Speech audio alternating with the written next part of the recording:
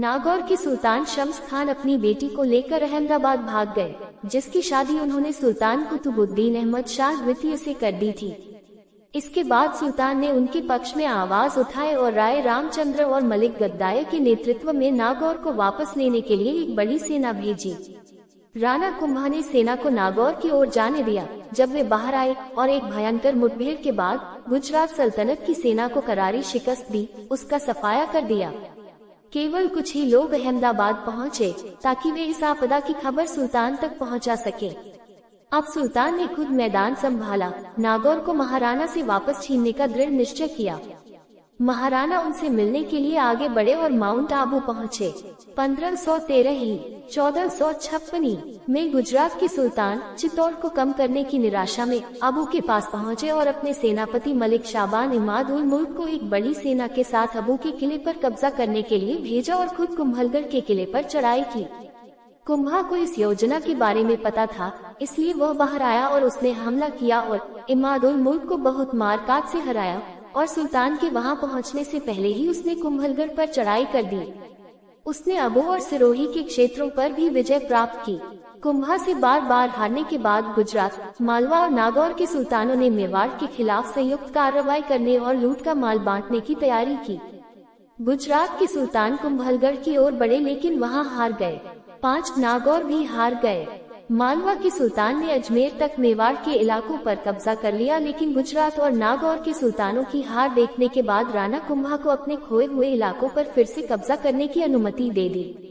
कुंभा को राज्य के पुनर्निर्माण के लिए कड़ी मेहनत करने का श्रेय दिया जाता है। मेवाड़ की रक्षा करने वाले 84 किलों में से 32 कुंभा द्वारा बनवाए गए थे।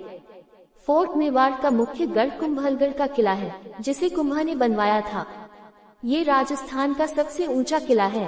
राणा कुंभा ने चित्तौड़ में 37 मीटर 121 फीट ऊंचे 9 मंजिला टॉवर के निर्माण का आदेश दिया था। विजय स्तंभ, विजय का टॉवर नामक टॉवर संभवतः 1458 और 1468 के बीच पूरा हुआ था, हालांकि कुछ स्रोत इसे 1448 का बताते हैं। 11-12 टॉवर हिंदू देवी देवताओं की मूर्तियों से ढका हुआ है और रामायण और महाभारत के प्रसंगों को दर्शाता है। स्तंभ पर कुंभा के समय के कई शिलालेख हैं। श्लोक 17, कुंभ मालवा सागर के मंथन के लिए सुमेरु पर्वत के समान है। श्लोक 20, उसने पड़ोस के अन्य नीच मलेच्छ शासकों को भी नष्ट कर दिया। उसने नागौर को उखाड़ फेंका। श्लोक 21, उन्होंने 12 लाख गायों को मुसलमानों के कब्जे से छुड़ाया और नागौर को उनके लिए सुरक्षित चरागाह में बदल दिया। उन्होंने नागौर को ब्राह्मणों के नियंत्रण में लाकर इस भूमि में गायों और ब्राह्मणों को सुरक्षित किया। नागौर मलेच्छों का केंद्र था। कुंभा ने इस पापरूपी वृक्ष को जड़ से उखाड़ दिया। इसकी शाखाएं और पत्तियां अपने आप नष्ट हो गयीं। राणा कुंभा के शासनकाल के दौरान निर्मित कई अन्य संरचनाओं में रणकपुर त्रैलोक्य दीपक जैन मंदिर, चित्तौड़ के कुंभाश्याम मंदिर और आदिवर्ष मंदिर तथा शांतिनाथ जैन मंदिर शामिल हैं। कुंभा खुद वीणा वादन में पारंगत थे और उन्होंने अपने दरबार में संगीतकारों और कलाकारों को संरक्षण दिया। उन्होंने खुद जयदेव के गीत गोविंद पर एक टिप्पणी और चंडीष्टक पर एक व्याख्या लिखी।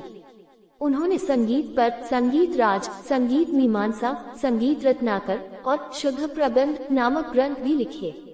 वे 4 नाटकों के लेखक थे जिनमें उन्होंने संस्कृत, प्राकृत और स्थानीय राजस्थानी बोलियों का इस्तेमाल किया।